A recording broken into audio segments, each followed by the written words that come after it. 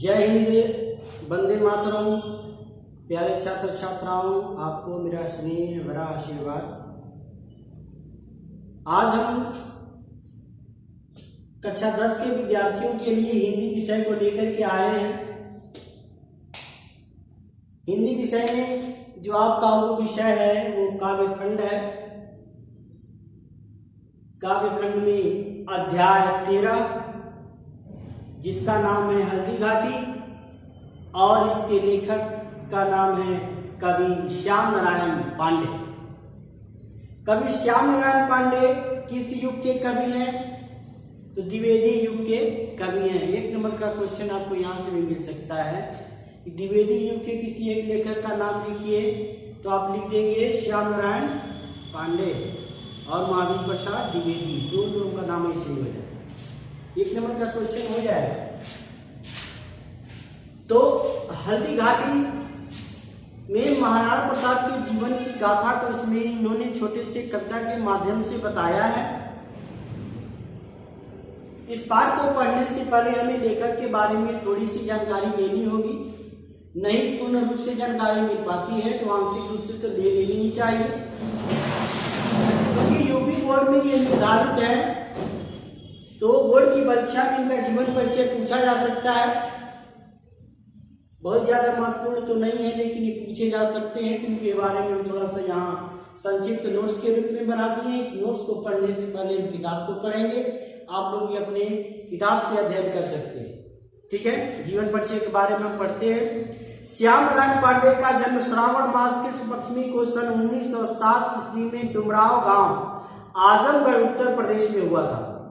आरंभिक शिक्षा के बाद श्याम नारायण पांडे संस्कृत अध्ययन के लिए काशी या जिसे बनारस कहते हैं यहाँ आ गए।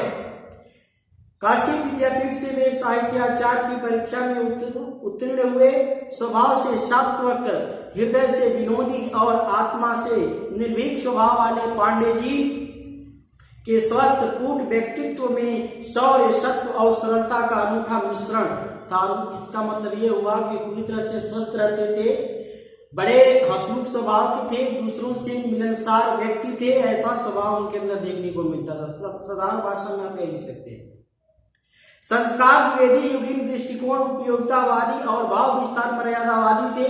लगभग 2 दशकों से ऊपर वे हिंदी कवि सम्मेलनों के मंच पर अत्यंत लोकप्रिय रहे।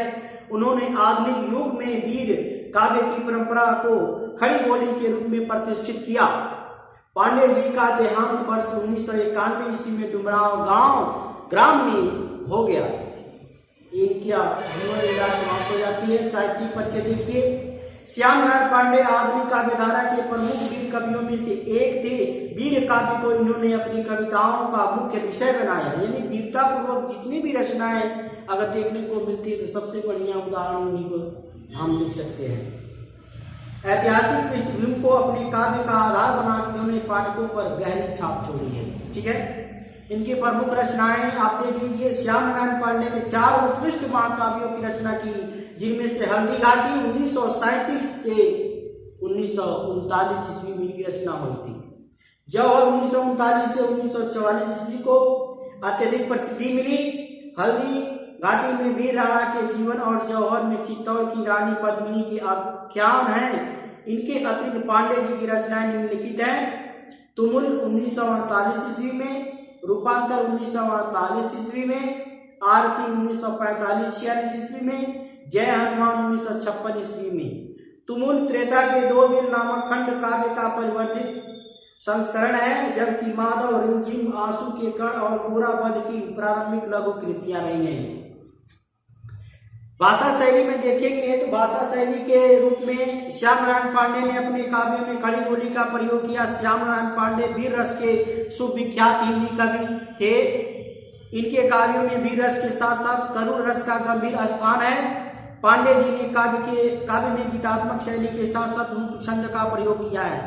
भाषा में सरलता और सहजता इस स्तर पर है कि इनके संपूर्ण काव्य के पाठन में चित्रात्मक शैली के गुण दिखाई पड़ते हैं। साहित्य में स्थान लिखेंगे। श्याम नारायण पांडे जी हिंदी साहित्य के महान कवियों में से एक हैं। इन्होंने इतिहास को आधार बनाकर महाकाव्यों की रचना की। जो कि हिंदी साहित्य के सराहनीय प्रयास रहा है। द्विवेदी युग के इस रचनाकार का वीर ग्रंथात्मक काव्य सृजन के लिए हिंदी साहित्य में द्वितीय स्थान दिया जाता है। इस प्रकार का जीवन परिचय हमने पढ़ा है या संक्षिप्त नोट बना दिया है, पर यहाँ से देख लीजिए। जीवन परिचय श्याम नारायण पांडे का, द्विवेदी युग के प्रमुख कवि हैं। नाम है श्याम नारायण पांडे। जन्म सन 1907 ईस्वी श्रावण मास के कृष्ण पंचमी को हुआ था। स्थान डुमराव गांव आजमगढ़ उत्तर प्रदेश में हुआ है।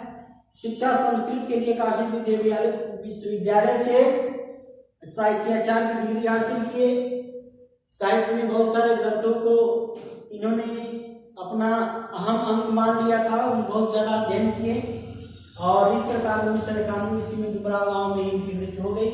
इनकी प्रमुख रचनाएं हाथी घाटी, जौहर, तुमुल, रूपांतर, आरती, जय हनुमान, त्रेता के दो वीर, माधव, रिमझिम, आंसू के संग, घोड़ाभद्र इनकी प्रमुख रचनाएं हैं। भाषा शैली में खड़ी बोली, वीररस की विख्यात इनके गुण थे। करुरस भी देखने को मिलता है। गीतात्मक शैली है, मुक्त छंद का इन्होंने प्रयोग किया है। ये इनका जीवन परिचय है। अगले वाले वीडियो में हम पूरी कविता को लेकर के आएंगे। तब तक इनके जीवन परिचय को लिखिए, याद कीजिए। धन्यवाद।